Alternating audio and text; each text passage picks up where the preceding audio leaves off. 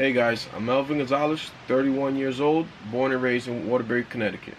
I am the man with no arms.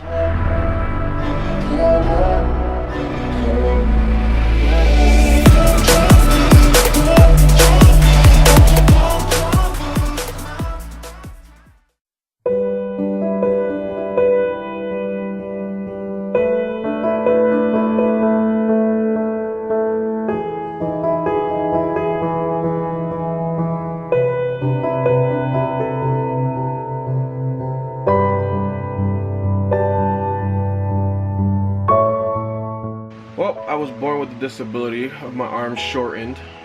Also, I have a leg that was amputated when at the age of 5. And it was a rough life growing up, but I got over it.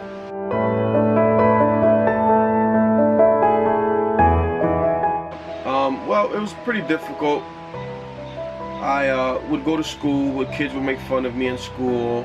You know, it bothered me. I'd go to parks or go somewhere and kids would stare at me, adults would stare at me.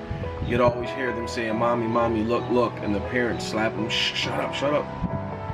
So it kind of bothered me, but you know what? I got over it. This is who I am. I got used to it after a while, and I just ended up sticking my tongue at them like, "What are you looking at?"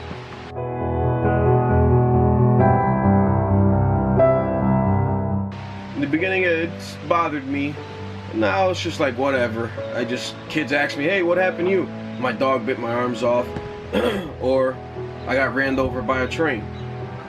Something silly like that. So obviously, it doesn't bother me.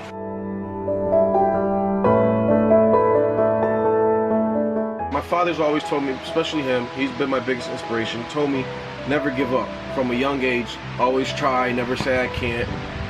And that stuck with me for the 31 years. I've accomplished a lot. I ride quads, I go fishing, I do baseball, paintball, you name it, I do it. I work out, I do weights. Right now I'm actually in the gym working with a personal trainer, trying to get a little bit more fit and healthier.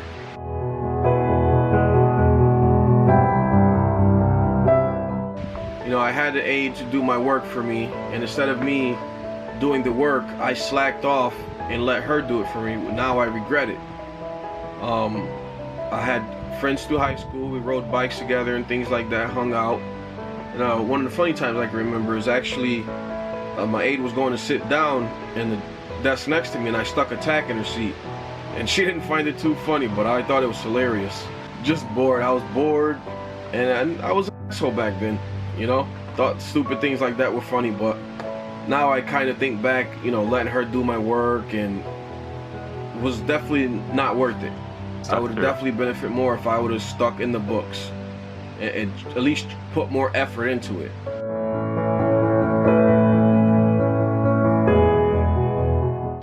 I did try to go to college. That wasn't very successful. I was only able to go for maybe a month or two.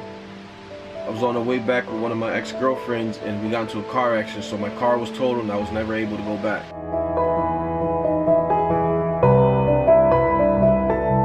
I went to college for computer programming. I was really into computers at the time, and then this guy, he work with people who had disabilities. And he definitely discouraged me, he definitely discouraged me from wanting to do that program, because he told me that he didn't think that I would be fast enough to work in that field.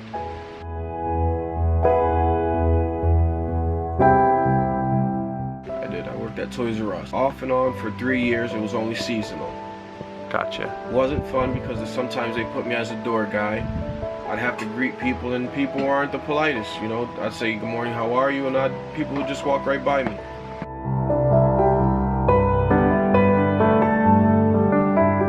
Well, it started out her and her mother and her sister were shopping for their kids for Christmas.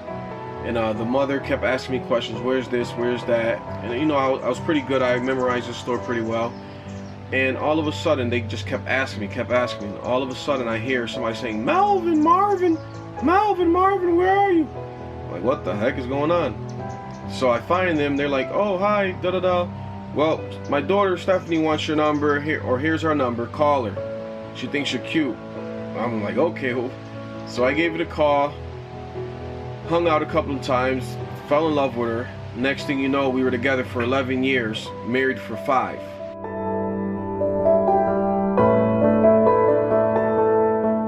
Well, I tried to breed dogs, tried to breed ball pythons. Wasn't very successful at it, you know, being that I had a disability. My wife had to work full time, and you know, the kids were younger at the time. It was kind of left up to me, and I wasn't able to care for the dogs and the ball pythons as they needed to be cared for. So I couldn't expect, you know, everybody else to pick up my slack. So something I tried that was, you know, I didn't succeed at it, but I tried my hardest.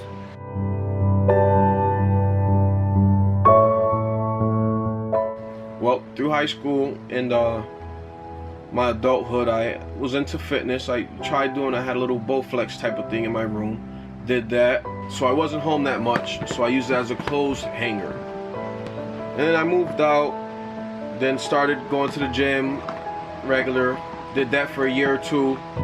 Again, stopped doing it. We got too busy. Then a couple of years later, got back into it. And now, this is where I'm at now.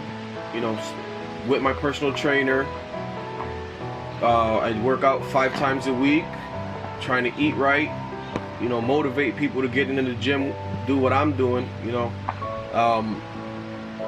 I've been doing a couple of videos of me working out, and I noticed that I'm motivating people. It makes me feel good that I'm motivating people to succeed, you know, not to give up on their dreams or give up in the gym. You know, if I can do it, you can do it.